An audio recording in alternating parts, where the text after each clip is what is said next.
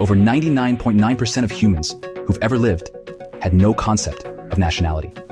For millennia, humans identified with families, villages, or tribes, never nations.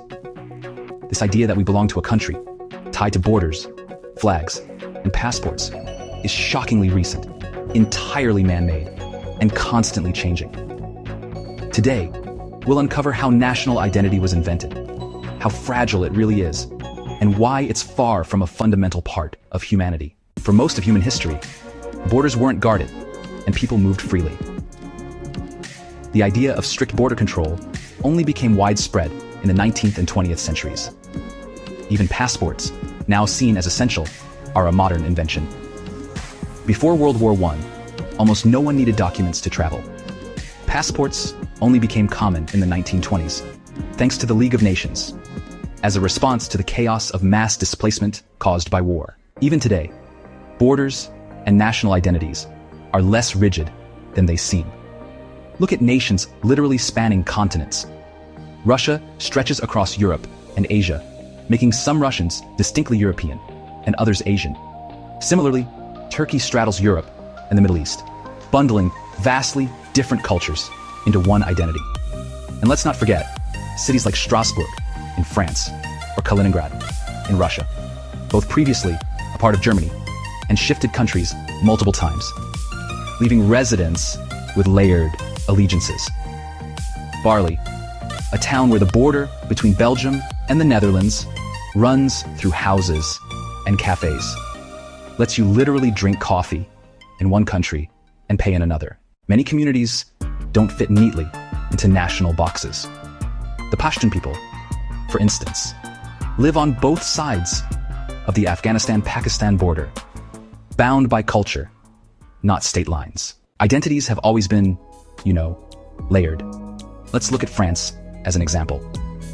Historically, the land we now call France was a patchwork of communities speaking Breton, Occitan, and other regional languages.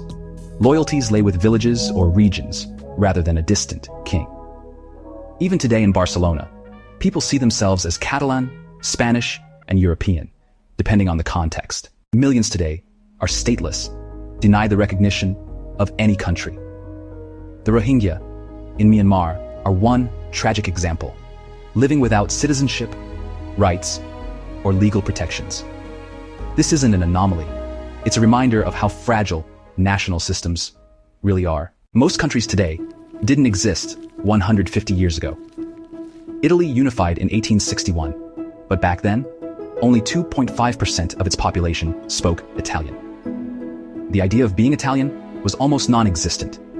Similarly, Eritrea only became independent in 1993, and East Timor in 2002. Even citizenship is a modern concept. For most of history, people were subjects of rulers, not citizens of states. Citizenship as a legal identity only emerged in the 18th and 19th centuries. Look at a map of Africa, and you'll see straight lines slicing through the continent. These borders, drawn at the Berlin Conference of 1884 to 85, were imposed by European powers with zero regard for local cultures or communities. Entire tribes were split between countries, while others were forced together under artificial nations. How do you turn scattered people into a nation? Mass media and education.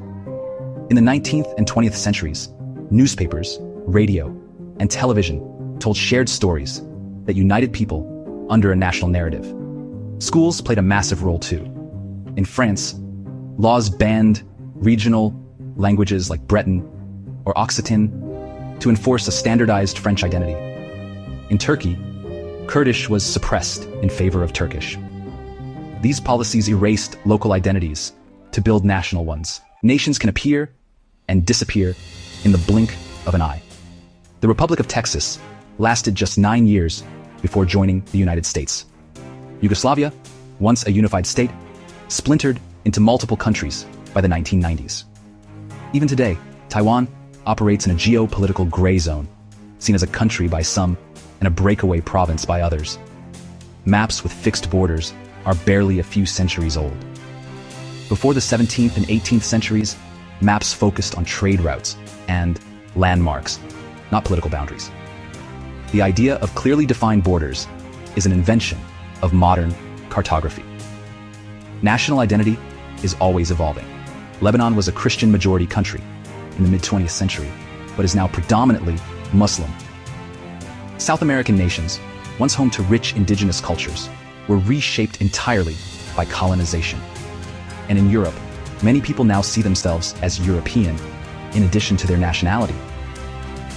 Global cities like New York show how sometimes local identities, such as New Yorker, can be stronger than ethnic or national identities. You don't have to be American to be a New Yorker, or a particular background. Could nationality eventually fade, replaced by something more inclusive? Or go the other way and become more isolationist and divisive? National identity feels permanent, but it's a young, fragile invention. Borders, flags, and passports didn't exist for most of human history. Nations were built through myths, media, and often violence. As we face global challenges, maybe it's time to imagine new ways of belonging, ones that unite us beyond the lines on a map. Thanks for watching. Like and subscribe for more, and let us know in the comments how strongly you feel your national identity. Let's rethink what it means to belong. Stay curious.